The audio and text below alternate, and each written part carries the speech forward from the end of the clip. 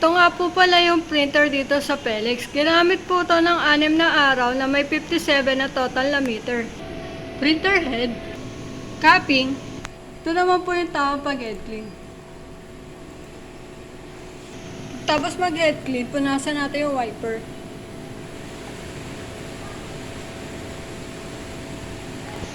Ito naman po yung tamang pag-nozzle. Pindutin po natin itong nozzle test.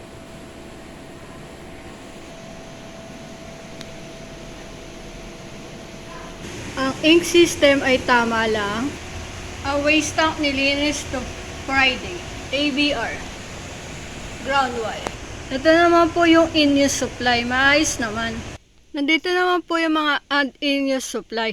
Sakto naman ang CMYK, powder, cleaning solution, at media film namin.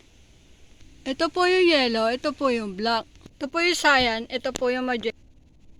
Ito naman po yung film. Ito yung white ink. Ito naman po yung powder. Ito naman po yung consumable monitoring. Ito naman po yung daily checklist.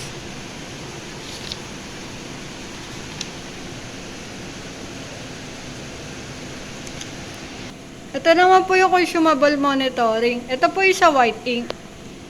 Magenta, black, cyan, yellow, blue, red, orange, green,